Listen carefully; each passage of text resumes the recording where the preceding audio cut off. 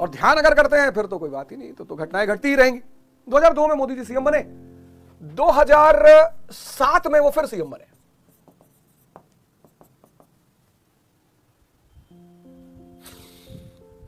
दो 2012 तो उनके लिए बड़ा क्रूशियल रहा, बहुत क्रूशियल, बड़ा इंपॉर्टेंट ईयर है उनके लिए 2012, तीसरी बार। लेकिन जब ये सीएम बने, इससे पहले, सीएम बनने से पहले एक राष्ट्रीय नेता के रूप में इनका नाम लिया जाने लगा। मुकेश अंबानी जी ने इनका नाम लिया कि मोदी जी भारत के एक अच्छे प्रधानमंत्री हो सकते हैं। कहीं ना कहीं सुगबुगाहट होने लगी कि मोदी जी केंद्रीय नेतृत्व कर सकते हैं भाजपा का, और गुजरात में तो जलवा, Gujarat model, Gujarat model, Gujarat model. केंद्र में उस वक्त कांग्रेस का शासन था। अब केस स्टडी को सुनिएगा, केंद्र में उस वक्त कांग्रेस का शासन था। 2012 का इलेक्शन हुआ, 13 दिसंबर को पहले राउंड की वोटिंग हुई, 16 दिसंबर को एक बड़ी विभत्स घटना घटी, निर्भया। बड़ी विभत्स घटना, बहुत विभत्स, निर्भया। और पहले राउंड की वोटिंग में स्पष्ट हो गया कि भाजपा फिर से आ रही है और स्पष्ट बहुमत और प्रचंड बहुमत से आ रही है। अब खेल देखिएगा, 13 दिसंबर को पहले राउंड की वोटिंग हुई, 16 दिसंबर को निर्भया कांड हो गया और सूचना मिल गई कि साहब प्रचंड। 17 दिसंबर को दूसरे राउंड की वोटिंग हुई और 20 दिसंबर को काउंटिंग और 22 दिसंबर को मोदी जी ने फिर शपथ ली। लेकिन यह घटना, ये आप कहोगे यार इन सब चीजों से इस घटना का क्या संबंध है? बहुत बड़ा संबंध है। ऐसे बहुत सारी घटनाएं इस देश में हुई, उनको कभी पब्लिसिटी नहीं मिली। नोएडा का एक बहुत बड़ा घटना है, बहुत बड़ी। कोहली और पंढेर, मालिक और नौकर ने मिलकर बच्चों के साथ बलात्कार किया, उनका अंग काट काट के खा लिया। ऐसी न जाने कितनी कितनी घटनाएं घटी। अब देखो, एक केस बड़ा प्यारा है। 16 दिसंबर को घटना घटी, स्पष्ट हो गया कि मोदी जी बहुत प्रचंड बहुमत से आ रहे हैं तीसरी बार, और राष्ट्रीय नेतृत्व के इनकी चर्चा हो रही। इस घटना को इंटरनेशनल घटना के रूप में प्रेजेंट कर दिया। ये जो अचीवमेंट थी मोदी जी की, उसको सारी मीडिया हाउसेस ने छोटी सी बता दी। जो चारे तरफ चैनलों पे मोदी मोदी मोदी मोदी मोदी, वो सब निर्भया निर्भया निर्भया निर्भया निर्भया। इसको कहते हैं राजनीति, और राजनीति में मुद्दा को कैसे बड़ा या छोटा बनाया जाता है।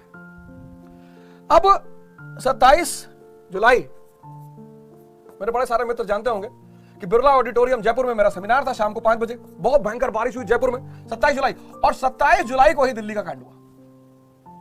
मेरा सेमिनार बिरला ऑडिटोरियम में 27 जुलाई, जो कि शुरू हुआ 6 बजे से।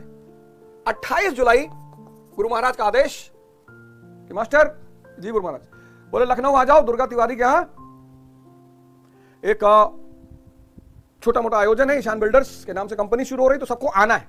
मैं लखनऊ पहुंच गया दुर्गा तिवारी के प्रोग्राम में।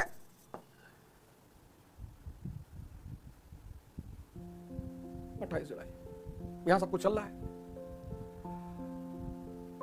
29 जुलाई को मैं ट्रेंड करने लगा, और यहां हूं नहीं, मैं ट्रेंड करने लगा और एक दो टीचर ट्रेंड करने लगे और जबरदस्त ट्रेंड करने लगे। अब सवाल यह उठा कि ये जो अभिषेक गुप्ता राव आईएएस के मालिक हैं, इनका नाम क्यों नहीं लिया गया? इनके फोटो, इनका नाम, इनकी कोचिंग, ऐसा क्यों नहीं हुआ? क्योंकि अभिषेक गुप्ता तो सीधे सीधे एक बात कह देते कि भैया ये जो पानी जाम हुआ ये मैंने थोड़ी कराया। अभिषेक गुप्ता तो सीधे सीधे कह देते। और अभिषेक गुप्ता को इतना बड़ा नाम नहीं था, पैसा है इनके पास लेकिन इतना बड़ा नाम नहीं था कि इनको आगे करके अगर इनको दोषी बनाया भी जाए तो कोई इंटरेस्टेड ही नहीं होगा।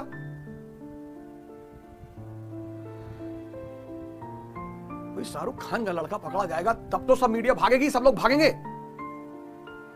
रिक्शे वाले लड़का पकड़ा गया तो कौन पता करेगा पकड़ा गया होगा, डिजर्व करता है पकड़ा जाना।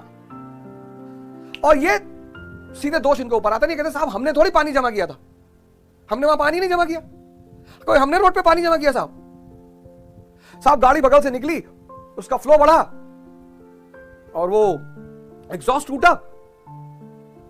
तो इन पर हमला करने से कोई फायदा नहीं होता। अब दोषी कौन होता? एमसीडी। अब दोषी कौन होता? यहां का एमएलए मिस्टर दुर्गेश पाठक। अब दोषी कौन होता? यहां का पार्षद। अब टोटल दोषी कौन होता? आप।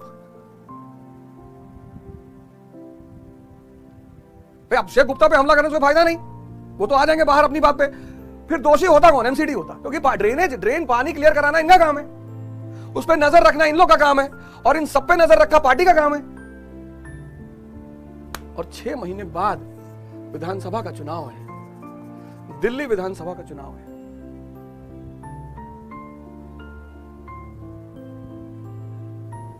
बोले अब ऐसा ना हो बड़ा मुद्दा बन जाए, हम ही लोग लपेटे में आ जाओ, पार्टी बदनाम हो जाए, विधायक बदनाम हो जाए, पार्षद बदनाम, ऐसा ना हो जाए यार। बोले फिर? अरे बोले अवध ओझा नहीं आया यार, इसको आना चाहिए।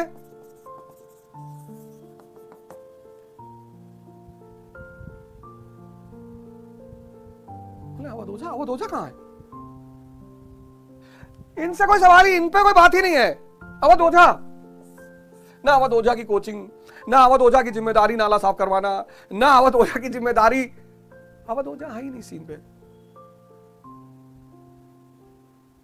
अवध ओझा कहीं सीन पे नहीं। अगर ये सारी ये जो इंफॉर्मेशन मैं आपको दे रहा हूं ना, 27 जुलाई 28 जुलाई, अगर इसमें से कोई भी इंफॉर्मेशन गलत निकल जाए, मैं पढ़ाना छोड़ दूंगा, मैं पढ़ाना ही छोड़ दूंगा। इनमें से कोई इंफॉर्मेशन अगर गलत निकल जाए फिर मैं नहीं पढ़ाऊंगा।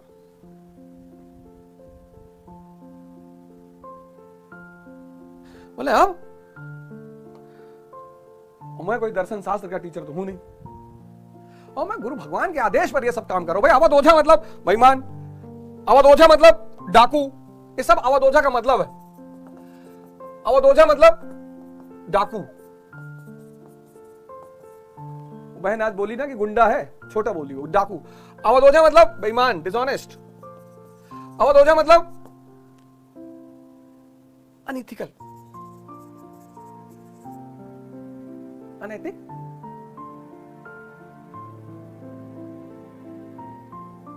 अवध ओझा मतलब डेविल, राक्षस। इसको तो मैं कितनी बार स्वीकार करता हूं जब ये पढ़ाता हूं।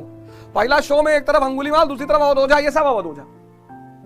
लेकिन यहां अवध ओझा की कौन सी गलती बाबूजी? चलो एक पॉइंट मैं मान लेता हूं कि भाई लड़के मेरा इंतजार कर रहे थे, मैं हूं तब तो। मैं तो डेली ऑफिस जाता हूं, बैठता हूं, 50 लड़के मुझसे मिलने आते हैं। और सबसे बड़ी बात यह है, ये सब आईएएस के एस्पिरेंट हैं। उन आईएएस एस्पिरेंटों को यह नहीं पता चला, यही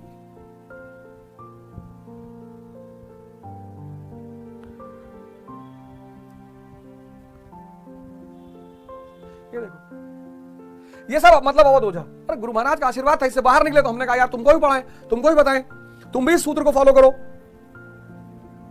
तुम भी अपने जीवन को परिवर्तित करो।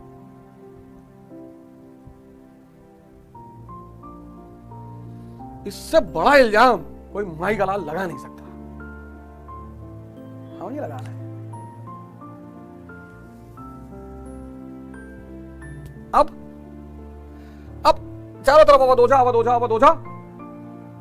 तो इन लोगों को कोई पूछ ही नहीं रहा है कि भैया एमसीडी, हाँ बोले कौन एमसीडी यार? भैया ये एमएलए, क्या एमएलए? भैया पार्षद, अरे पार्षद क्या? पार्षद आके पाइप लगा के मुंह से खींचेगा? बोले आप, बोले ये तो ईमानदार पार्टी है, ये तो ईमानदार पार्टी है, ये कहां कुछ कर सकती है?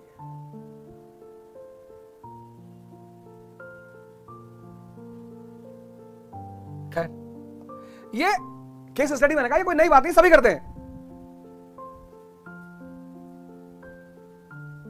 मेरा इंस्टीट्यूट है अवध ओझा क्लासेस।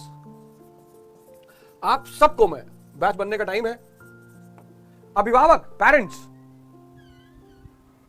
पेरेंट्स को मैं आमंत्रित करता हूं। पेरेंट्स, मैं प्रोग्राम चला रहा हूं, नो कॉन्फिडेंस नो फीस। नारा सुन लीजिएगा, ये नहीं कि no selection no fees. Selection तो हमारे हाथ में है नहीं। अगर दिल्ली में कोई कोचिंग गारंटी ले कि हम सिलेक्शन करवाते हैं तो भैया उसको 20,000 फीस ज्यादा देके वहां एडमिशन लेना, और फिर तो उसको छोड़ना ही मत। No confidence no fees. ये पेरेंट्स को मैं कह रहा हूं, अगर आप चाहते हैं कि आपका पैसा, आपका बच्चे का समय, ये सब ना बर्बाद हो, और जहां तक रहे सवाल आपके बच्चे की सुरक्षा की, इस हफ्ते भगत सिंह एसोसिएशन रजिस्टर्ड हो जाएगी। मुझे नहीं पता सरकार और सुप्रीम कोर्ट क्या करेगी, मुझे तो ये सब पता नहीं क्या कर रहे हैं वो लोग या आगे क्या करेंगे, पर इस हफ्ते भगत सिंह एसोसिएशन रजिस्टर्ड हो जाएगी।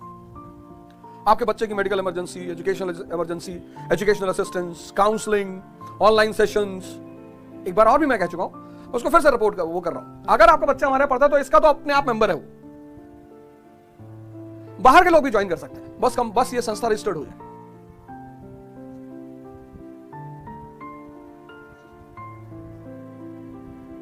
बस ये संस्था रजिस्टर्ड हो जाए, हम आपको ये सारे असिस्टेंस यहां पे देंगे। आप टेंशन मत लें, अगर आपका बच्चा सिर्फ हमारी संस्था से रजिस्टर्ड ही है तो भी हम सारी सुविधा देंगे उसे।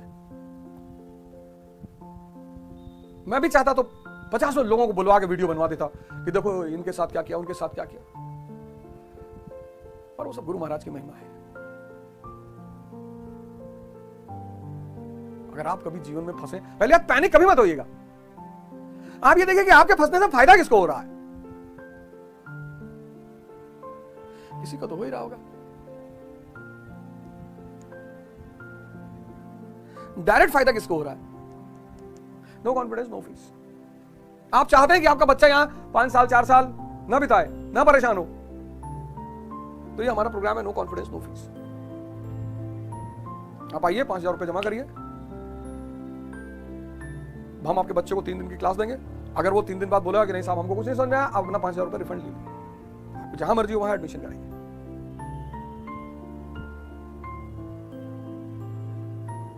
आपकी जहां मर्जी हो वहां एडमिशन कराइए। बस इतनी ही बातें कहनी थी, सफाई तो कोई देना नहीं, एक केस स्टडी बतानी थी, बस इतनी ही बातें करनी थी। जब तक गुरु भगवान का हाथ है सर पर,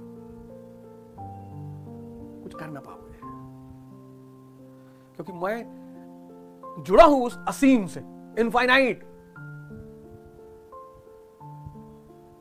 जो विजिबल यूनिवर्स है ना, विजिबल, उसका डिस्टेंस जानते हो कितना है? 95 बिलियन लाइट ईयर्स। 400, हमारी गैलेक्सी में 400 मिलियन स्टार्स हैं, बगल वाली एंड्रोमेडा उसमें भी 500-600 है, और ऐसी गैलेक्सियां ट्रिलियन है। और जिसने इन सबको बनाया है, मैं उसकी शरण में हूं। आपको भी आमंत्रित कर रहा हूं। जय हिंद, जय भारत।